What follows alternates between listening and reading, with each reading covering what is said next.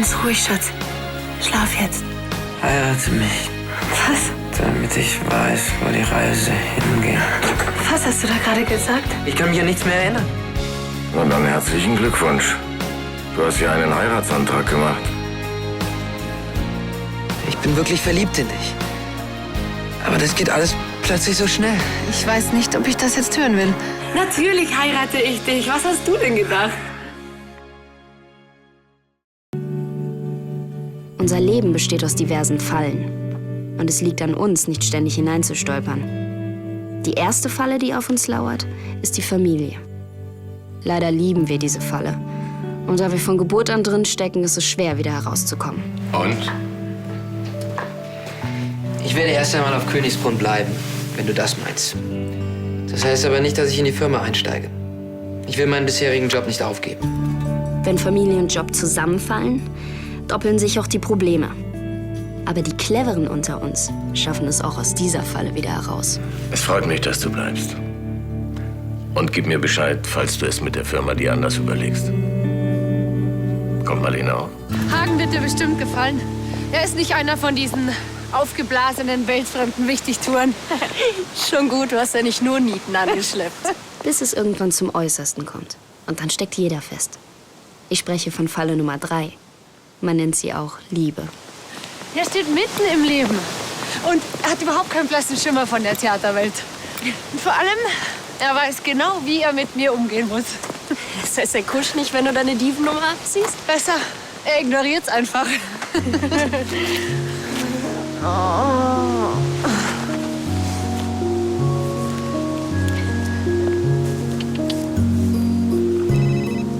Ach, das ist bestimmt Hagen. Geh doch einfach ran.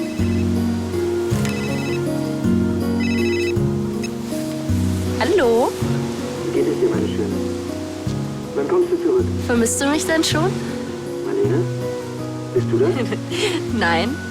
Und ein kleiner Tipp, sie hat es nicht so gerne, wenn man sie einengt. Bei Sachen wie, wann kommst du zurück, wäre ich also vorsichtig. Danke für den Hinweis.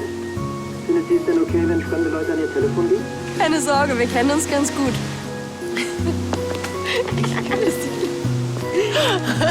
Hallo, Liebling.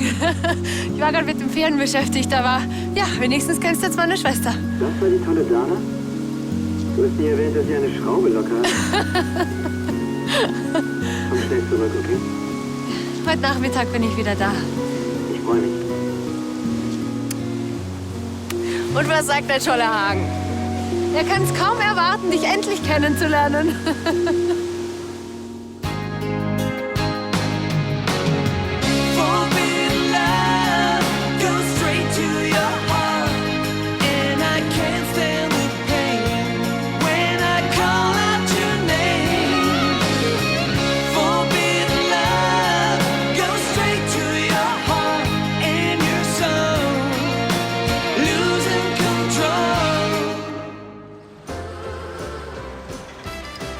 Blöd, dass ihr keinen Stadtplaner habt.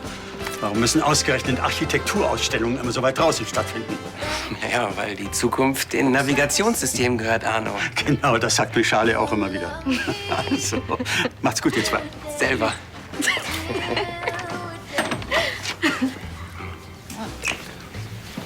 Super, frische Brötchen, sogar Obst. Mein Frühstück hat definitiv von unserer Beziehung profitiert. Ich hoffe nicht nur das Frühstück. Au. Aber solange ich keine Stelle habe, kann ich seelenruhig weiterhin jeden Morgen Bananen und Kiwi schnippeln. Ja, Jobs für Archäologen werden einem nicht gerade hinterhergeschmissen. Ne? Ich glaube, ich bin es einfach nicht gewohnt, so untätig rumzusitzen. Am Ende fange ich noch an zu backen. Tja, ich kann mir Schlimmeres vorstellen. Mein Lieblingskuchen ist übrigens Apfelkuchen, nur für den Fall. Träum weiter, Fritsche. Na, mal im Ernst. Sonst war ich immer diejenige, die weiß, was sie will. Und jetzt ziehen meine Geschwister links an mir vorbei, und zwar mit Volldampf. Ja, Rebecca ist mit ihren Taschen beschäftigt, mit dem Nähen von Kleidern. Tristan ist im Finanzgeschäft total erfolgreich. Und jetzt hat Papa auch noch Sebastian die Leitung der Firma übertragen. Und Hagen soll auch noch einsteigen. Aber dein Vortrag mit diesem schnöseligen Prokop, der ist gerade mal eine Woche her. Ich bin mir sicher, der erholt sich noch davon. Außerdem gibt's doch auch noch was anderes als Arbeit. Oh ist doch nicht schon wieder Arno. Nein, wir verkaufen keine Stadtpläne. Gerade ist mir der Postbote über den Weg gelaufen. Ich dachte, sei mal nett und bring den Nachbarn die Post vorbei. Aber ich kann sie natürlich auch wieder mitnehmen. Nein, Quatsch, das war nur Spaß. Danke.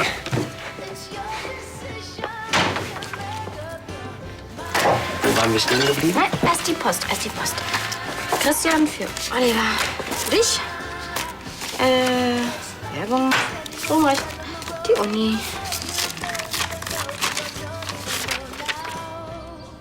Nein, das ist von meinem Doktorvater. Warte doch mal. Er hat meine letzte Publikation gelesen und bietet mir eine Assistentenstelle an. Jetzt ist doch kein Frühstück mehr. Und wie ist die blaublütige Suppe so? Bestimmt alle total steif, oder? Hagens Vater und seine Frau haben mich mit offenen Armen empfangen. Ich war total gerührt. Allerdings von den Geschwistern habe ich noch nicht so viel mitbekommen. Na, die sind sowieso alle nicht so nett wie ich. Vor allem nicht so speziell. Na, was soll das denn heißen? Die Frage ist jetzt aber nicht ernst gemeint, oder? Naja, du hast doch bestimmt schon bemerkt, dass es Leute gibt, die sich von deiner Art vor den Kopf gestoßen fühlen. Warum? Weil ich meine eigene Meinung habe? Naja, vielleicht liegt es eher daran, wie du sie äußerst. Ich bin ja auch keine Diplomatin geworden, oder? Ja, schon gut. Wenn ich dich auf diesem Schloss besuchen komme, werde ich allen eine Schonfrist einräumen. Ganz besonders deinem tollen Hagen. Da wird sich der tolle Hagen aber freuen. Wann kommst du denn? Ich kann hier leider noch nicht so schnell weg. Das Gestüt ist gerade verkauft worden und der Besitzer will in den nächsten Tagen die Mitarbeiter unter die Lupe nehmen. Kannst du dir denn dann wenigstens für meine Hochzeit freinehmen? Meine Schwester als großes Sahne-Baiser. Ich sitze auf jeden Fall in der ersten Reihe. Tut mir leid, dass ich dieses Kaffeekränzchen unterbrechen muss. Aber ich möchte gerne Frau Wolf sprechen. Ach, und mit wem haben wir die Ehre? Mit Ihrem neuen Chef. Dankeschön. Weißt du eigentlich, wie froh ich bin, dass alles so gut ausgegangen ist? Tja, die letzten Wochen und meine Krankheit waren für uns alle sehr hart. Aber wir haben bewiesen, dass unsere Familie zusammenhält. Ihr Kinder und Elisabeth, ihr habt mir so viel Kraft gegeben. Ja, und ohne Hagen wäre ich jetzt wahrscheinlich gar nicht da. Er hat sich übrigens entschlossen, vorerst auf Königsbrunn zu bleiben. Aber in die Firma einsteigen will er nicht. Ja, wahrscheinlich ist die Entscheidung gar nicht so falsch. So wie die Situation im Moment ist, gäbe es mit Sebastian bestimmt Komplikationen. Es fällt dir bestimmt nicht leicht, dich aus den Geschäften zurückzuziehen, oder? Nein. Die Verantwortung abzugeben fällt mir leichter, als ich dachte. Besonders nachdem Sebastian einen so beeindruckenden Start hingelegt hat. Was denn? Hat er Ansgar im Schlossgraben versenkt? Nein, er kauft das Auktionshaus zurück. Einer unserer ältesten Geschäftszweige. Deshalb habe ich mir gedacht, wenn wir das Auktionshaus wieder beleben, könntest du doch die Leitung übernehmen. Was hältst du davon? Ich trainiere überwiegend englisches Vollblut. Ah, verstehe. Kurzstrecke. Ich halte allerdings nichts von Spezialisierungen. Hauptsache, die Pferde kommen bei ihren Besonderheiten nicht zu kurz. Zerbrechen Sie sich darüber nicht Ihr Köpfchen, Frau Wolf. Dafür sorge ich schon. Worüber soll ich mir denn Ihrer Meinung nach das Köpfchen zerbrechen, Herr Meinert? Was hatten Sie sich da so vorgestellt? Training und Ausbildung. Vermutlich sogar in eigener Verantwortung. Ich plane Sparmaßnahmen und wollte die Personaldecke ein wenig ausdünnen. Ich fürchte, das geht nicht. Wir kommen mit unserem Schichtplan gerade mal so über die Runden. Jeder von uns hat regelmäßig Überstunden. Es gibt genug kleine Mädchen, die liebend gerne Aufgaben auf ein Gestüt übernehmen für ein Taschengeld. Das hier ist ein professioneller Rennbetrieb. Da langt es doch nicht, den Pferden die Hufe auszukratzen und sie ab und zu mal zu striegeln. Für alles Weitere sind Sie ja nun auch zuständig. Im Übrigen habe ich vor, die Trainingseinheiten hochzufahren. Wird Zeit, dass mal ein bisschen Dampf hinterkommt. Jedes Tier hier hat einen ausgearbeiteten Trainingsplan, der genau auf das Leistungsniveau jedes Tieres zugeschnitten ist. Und zwar von mir. Dann korrigieren wir die Zahlen nach oben. Und wenn Sie sich Sorgen um die Leistungsgrenze machen, dann kann man mit Medikamenten eine Menge erreichen. Das ist Tierquälerei. Abgesehen davon, dass sie sich strafbar machen. Ich setze mir auf alternative Methoden, um die Leistung der Tiere zu steigern. Verstehe. Biofutter und Hufmassage. Jetzt werde ich Ihnen mal was sagen. Das Gestüt schreibt seit ewigen Zeiten rote Zahlen, weil Leute wie Sie nicht wirtschaftlich denken, sondern die Pferde verätscheln. Es sollte in Ihrem Interesse liegen, dass es den Tieren gut geht. Sollte mich Ihre Meinung interessieren, werde ich gerne auf Sie zurückkommen, okay? Und jetzt wieder an die Arbeit. Hopp, hopp, hopp. So, jetzt hören Sie mal zu, Sie ungehobelter Klotz. Meine Schwester ist keine Leibeigene, sondern eine Angestellte mit einem Arbeitsvertrag. Wie reden Sie überhaupt mit ihr? So wie ich mit jedem rede, der auf meiner Gehaltsliste steht. Ich rate Ihnen, Ihre Schwester zurückzupfeifen. Sonst verlieren Sie schneller Ihren Job, als Sie Hartz IV sagen können. Haben Sie meiner Schwester gerade gedroht? Jetzt hören Sie mal zu, meine kleine Diva. Ich bestimme hier die Regeln und wenn Ihnen das nicht passt, dann fliegen Sie raus. Botschaft angekommen? Jetzt hören Sie mir mal zu, ja? Ich kündige und schicke Ihnen in den nächsten Tagen das Aufsichtsamt für Veterinärmedizin vorbei. Ist die Botschaft auch angekommen, ja? Hagen, ich versuche deine Schwester gerade für eine Position in der Firma zu überreden. Richtig begeistert sieht sie nicht aus. Ja, kein Wunder. Ich meine, ich habe überhaupt keine betriebswirtschaftlichen Kenntnisse. Ach, die eignest du dir schnell an.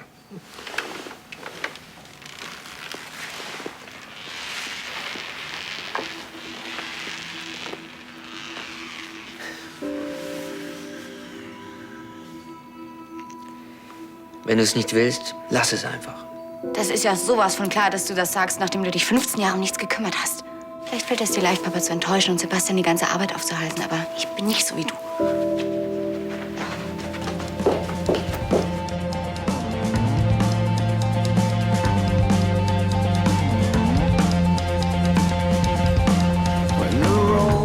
Sebastian wird das Auktionshaus zurückkaufen und Papa will, dass ich es leite.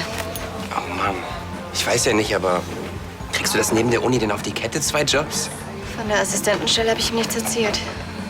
Dann überlegst du ernsthaft, das anzunehmen? Es ist ihm so wichtig. Du hättest mal sein Gesicht sehen sollen, als er davon geschwärmt hat, die Firma an seine Kinder zu übergeben. Ja, aber deshalb willst du auf deine Hügelgräber verzichten? Du hast Monate auf diese Chance gewartet. Papa braucht mich mehr. Was hast du denn jetzt vor? Ich habe mir ein paar Geschäftsbücher aus dem Auktionshaus mitgenommen. Die will ich mir erst mal durchlesen, bevor ich mich entscheide.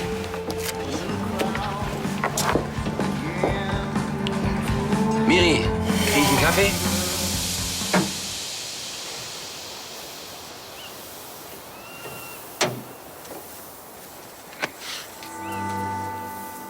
Bist du sicher, dass Elisabeth nichts dagegen hat, wenn Dana ein paar Tage auf Königsbrunn bleibt? Kein Problem. Du hast mir noch gar nicht gezeigt, wie sehr du mich vermisst hast. Und wie ist das? Vielversprechend. Worüber hast du gerade nachgedacht? Über meinen Vater. Er rekrutiert gerade seine Kinder, damit sie in der Firma die Stellung halten. Ob sie wollen oder nicht. Willst du deswegen auf Königsbrunn bleiben? Nein, wegen Ludwig. Und wegen meinen Geschwistern. Ich hoffe, wieder einiges gut machen zu können. Immer noch keine Fortschritte mit Sebastian? Eiszeit. Mit Helena ist es ähnlich. Und bei deiner Schwester habe ich anscheinend auch nicht wirklich gute Karten. Hallo?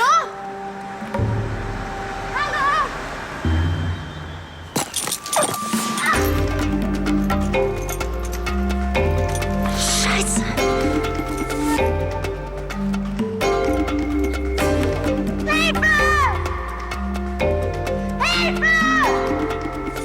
Immerhin hat sie sich mit ihrem neuen Chef bereits nach 10 Minuten angelegt. Naja, eigentlich bin ja eher ich ausgeflippt. Was? Tja, du hättest mal hören sollen, wie der mit Dana umgesprungen ist. Dem habe ich aber kräftig die Meinung gegeigt. Naja, das kann ja heiter werden mit euch beiden im Doppelpack. Du solltest dich vorher noch mal richtig entspannen, damit du für die geballte Ladung Wolf auch gewappnet bist. Okay. Ich drehe da noch eine Runde im Wald, damit ich mich in aller Ruhe auf deine Schwester vorbereiten kann. Keine Sorge, ich bin bald zurück.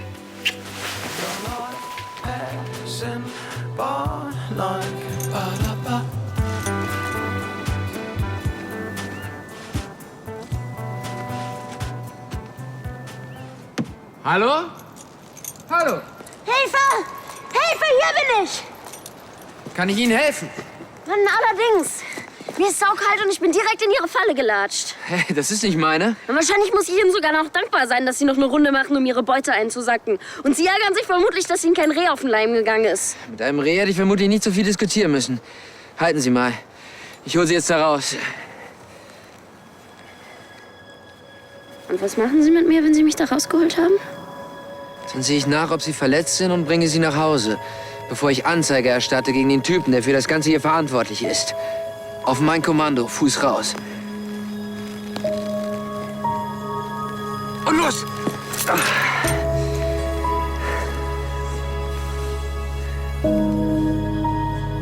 Alles okay? Mhm.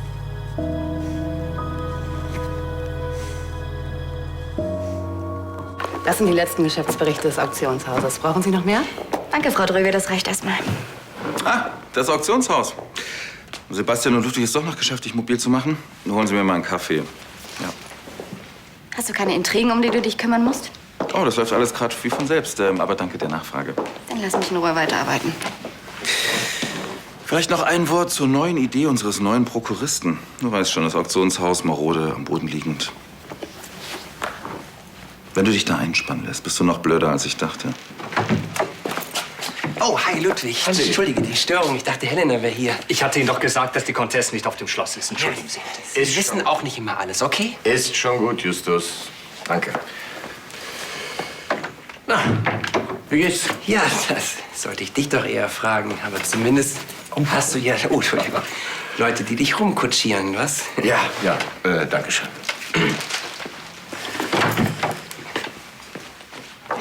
Hat seine Vor- und Nachteile. Setz dich. Danke. Na, hast du schon gehört, dass Helena bei uns in der Firma einsteigen wird? Ja, sie hat sowas angedeutet. Schätzchen, ich habe meine gesamten Rücklagen geopfert, um das zu retten, was dein Vater und dein Bruder von der Firma übrig gelassen haben. Und das war, weiß Gott, nicht viel. Ach komm, wir hatten es auch ohne dich geschafft. So. Die Firma braucht Kapital. Sie liegt am Boden. Ich wüsste gerne mal, wie du das erwirtschaften möchtest. Vielleicht ersteigern? Du solltest dich besser informieren, Ansgar. Das Auktionshaus hat eine lange Erfolgsgeschichte. Und Carla hat es zu einer der profitabelsten Sparten der Holding gemacht. Carla hat auch das nötige Format. Dann lass dich überraschen. Ich habe mehr mit Carla gemeinsam, als du denkst. Helena weiß, dass es ums große Ganze geht. Ja, klar. Ludwig, versteh mich nicht falsch, aber ich glaube, Helena würde alles tun, um dir zu helfen. Das hat dann aber nicht unbedingt was damit zu tun, dass sie auch wirklich Lust auf die Sache hat. Wie darf ich das verstehen? Ich glaube einfach, sie hat sich ihre Zukunft etwas anders vorgestellt. Ach, und wie? Ja, das soll sie dir vielleicht am besten alles selber sagen. Ich will mich da nicht einmischen. Ey, sag mal, warum bist du eigentlich gekommen? Ja gut, okay, sie hat ein Angebot bekommen von der Uni. Ich glaube, es ging um so eine Stelle beim Professor. Und sie hat sich total gefreut. Naja, und jetzt überlegt sie halt, das abzusagen, weil sie dich nicht enttäuschen will. Von einer längeren Reise würde ich ihn abraten. Aber bis zur nächsten Tankstelle schafft er es schon. Noch alles dran? Ja, das meiste hat ja der Stiefel abgekriegt. Dass Sie mich für den Wilderer gehalten haben, kränkt mich allerdings ein wenig. Na, was hätten Sie denn gedacht, wenn Sie in einer Falle sitzen und sich nachts jemand an Sie ranschleicht? Ich habe einen Spaziergang gemacht. Ach, um diese Zeit? Sie sollten mir lieber dankbar sein. Wenn ich nicht gekommen wäre, würden Sie wohl immer noch in der Falle sitzen. Außerdem, ich könnte Sie genauso gut fragen, warum Sie nachts durch den Wald stiefeln, anstatt schön am Straßenrand zu bleiben und auf das nächste Auto zu warten. Ich wollte im Wald zelten und warten, bis es wieder hell wird, damit ich mir den Mann besser aussuchen kann, für den ich den Daumen raushalte. Die Wahl hat Ihnen die Falle abgenommen. Ich hoffe, Sie sind nicht enttäuscht. Ganz und gar nicht.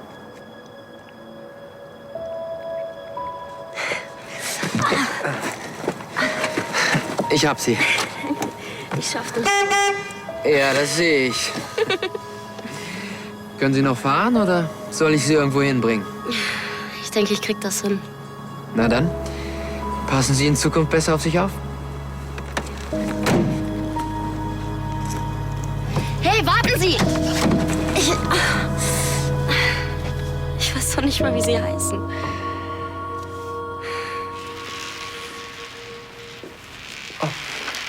Ist gut, danke. Helena. Wusstest du, dass bei einer Lahnstein-Auktion das Rekordgebot für ein Picasso erzielt wurde? Das war in den 70ern. Ich habe davon gehört. Vielleicht können wir bald wieder an solche Erfolge anknüpfen. Hm? Vielleicht. Ich habe dir etwas zu sagen. Ich habe eine Entscheidung getroffen. Lass mich erst mal, ja? Helena, ich habe mich falsch verhalten und bin sehr egoistisch gewesen. Warum denn? Ich hätte mir denken müssen, dass du alles tun würdest, um mich nicht zu enttäuschen. Andi war hier. Ja, und er hat recht mit dem, was er gesagt hat. Ich möchte, dass du glücklich wirst. Nimm den Job an der Uni an. Die Dinge haben sich geändert. Es reicht, dass Hagen sich raushält. Ich möchte zusammen mit dir, Sebastian und Tristan etwas bewirken. Und Ansgar in seine Schranken weisen. Mein Platz ist in der Familie. Und ich werde das Auktionshaus übernehmen. Hagen müsste längst wieder da sein. Na, wahrscheinlich hat er bei seinem Spaziergang im Wald mal wieder die Zeit vergessen. Und deine Schwester? Sie wollte packen, sich von den Kollegen und ihren Pferden verabschieden. Aber so lange kann das doch nicht dauern. Ja. Da bist du ja endlich. Oh, wo hast du denn die ganze Zeit gesteckt? Ich habe mir schon Sorgen gemacht. Was ist überhaupt mit deinem Fuß? Das erzähle ich dir später. Ja, wir sind hier draußen nicht leicht zu finden. Elisabeth von Lahnstein. Ich bin die Frau von Hagens Vater. Herzlich willkommen auf Königsbrunn. Dana Wolf, vielen Dank für Ihre Gastfreundschaft. Ihre Schwester hat mir schon erzählt, Sie haben einen harten, anstrengenden Tag hinter sich. Wenn Sie irgendetwas brauchen, Justus kümmert sich gerne darum. Ihre Suite ist bereits hergerichtet. Vielen Dank, Justus. Wir melden uns, wenn wir noch etwas brauchen.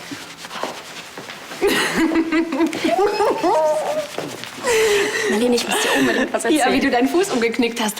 Du hast deinem Chef doch noch zum Abschied in den Hintern getreten. Quatsch, aber als ich im Oh, Wald war, entschuldige, Süße. Dana, das ist Hagen. Ich bin mir wirklich sicher, diesmal hat sie definitiv Olli gesagt. Olli, Olli, Olli, Olli, Olli, Olli. So hört sich auch jedes Geräusch an, was Kinder von sich Aber Andi, geben. sag doch auch mal was, du warst dabei. Das klang vielleicht eher wie Collie. Hast du mit meinem Vater geredet? Ich glaube, wir müssen mal nach Lilly gucken, oder? Ja gut, aber es war reiner Zufall, ehrlich. Ich habe dich auf Königsbrunn gesucht und dann habe ich ihn getroffen. Wir haben dann halt geredet über dies und über das und dann halt eben auch über das Auktionshaus. Naja, dann hat er mich halt so angesehen. Du weißt, wie er gucken kann, wenn er unbedingt was wissen will. Ich wollte auch nichts sagen, aber dann... Aber? Er hat mich weich gekocht. Aber danke, dass du so heldenhaft widerstehen wolltest. Wenigstens für 5 Minuten. Ja, ich wollte halt nicht, dass du diesen tollen Unijob sausen lässt, auf den du so lange gewartet hast. Ich habe mich aber trotzdem für das Auktionshaus entschieden. Meine Ja. Familie ist mir wichtiger. Und das sagst du nicht nur so, weil du Ludwig einen Gefallen tun willst? Okay. Hör zu, ich stehe voll hinter dir, egal was du tust. Aber tu mir einen Gefallen. Wenn dir dieser Familienkram auf die Nerven geht, dann hörst du damit auf, okay? Versprochen. Danke trotzdem. Ohne dich wäre meine Schwester da draußen erfroren. Und weißt du, warum ich überhaupt im Wald war? Nach unserem Telefonat wollte ich mich dort für unser erstes Zusammentreffen wappnen. Aber Sie haben sicher Hunger. Nehmen Sie doch Platz und guten Appetit. Mal sehen, was ich für uns finde. Sag mal, was wolltest du mir denn vorhin eigentlich erzählen? Das war nicht so wichtig. Ach, bin ich froh, dass du das Kochen übernimmst. Na klar, wir wollen es hinterher ja auch essen können. Tja, da ist man kaum der einen Falle entkommen, schon schnappt die andere zu. Ich wünschte, es wäre nur der Fuß, der drin steckt. Aber dieses Mal ist es das Herz.